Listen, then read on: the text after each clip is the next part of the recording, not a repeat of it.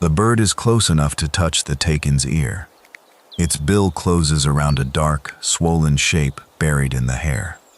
It pulls. Nothing. The parasite barely moves. Then the ear snaps sideways. The bird jumps back before the Takin even raises its head. But look behind the ear. There isn't just one. Several hard ticks are attached along the protected skin near the ear base, with others hidden beneath the jaw and inside the thick hair of the upper neck. For the Takin, they are tiny passengers. For this bird, they are food. And the largest one is sitting in the most dangerous place to reach. A little earlier, the Takin had been moving slowly through a damp mountain forest. This is very different from the hot lowland rainforest we usually imagine when we think about heavily vegetated habitat.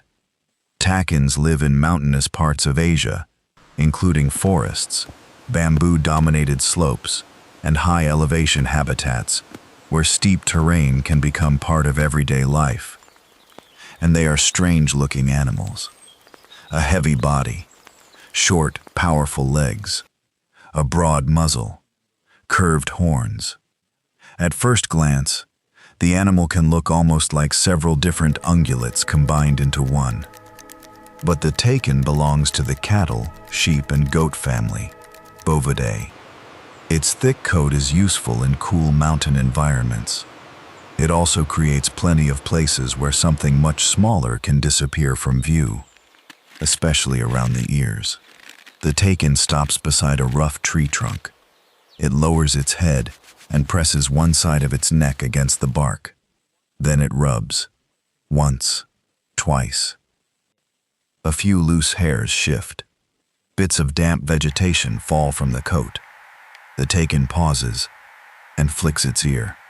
If you were watching from a distance, you might think this was nothing more than an animal scratching an itch. But some irritations are harder to reach than others. Hard ticks attach to their hosts using specialized mouthparts. Once feeding has begun, simply brushing against vegetation does not guarantee that the parasite will come free. And protected places can be especially useful to them. Behind an ear, under the jaw, inside dense hair, areas where hooves, teeth, or rough bark cannot easily make direct contact. The Takin can rub, it can shake, it can scratch, but it cannot precisely pick something from the skin behind its own ear. A small bird can. At first, however, the bird is interested in something else. As the Takin moves through damp vegetation, its heavy feet disturb leaves, stems, and loose material along the ground. The bird follows at a cautious distance. A movement beneath a leaf, a quick hop. One small prey item disappears into its bill. The Takin keeps walking. Another patch of vegetation shifts. Another opportunity. This is already useful. Instead of searching every patch independently, the bird can watch what a much larger animal disturbs. But then the Takin stops, and the bird notices something that is not on the ground. There is food attached to the animal itself. Would you climb onto an animal this large for something you could find elsewhere? The bird doesn't immediately commit.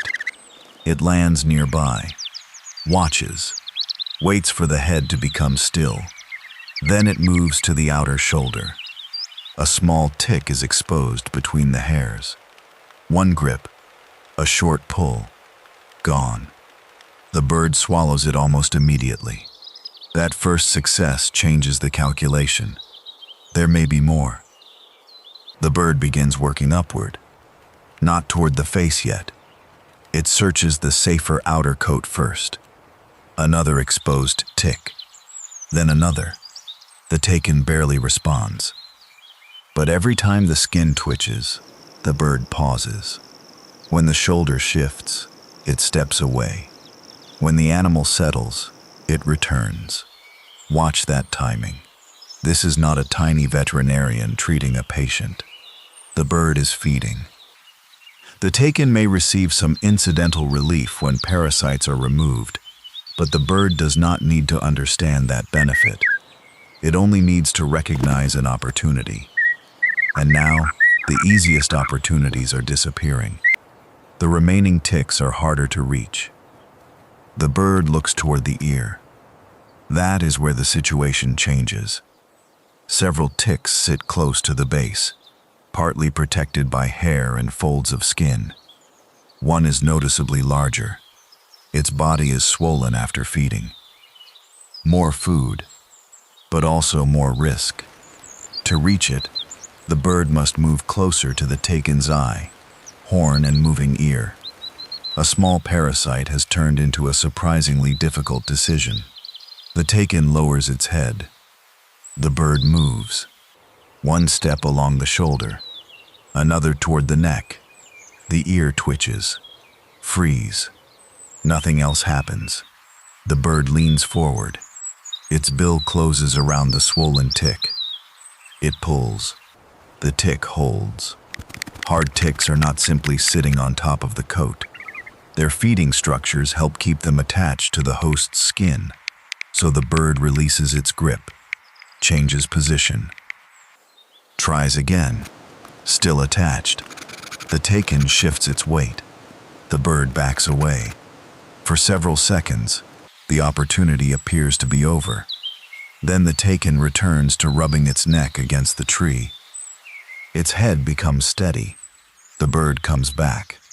Would you try a third time? It does. The bill closes around the same tick. This time the bird pulls backward from a slightly different angle. The parasite moves.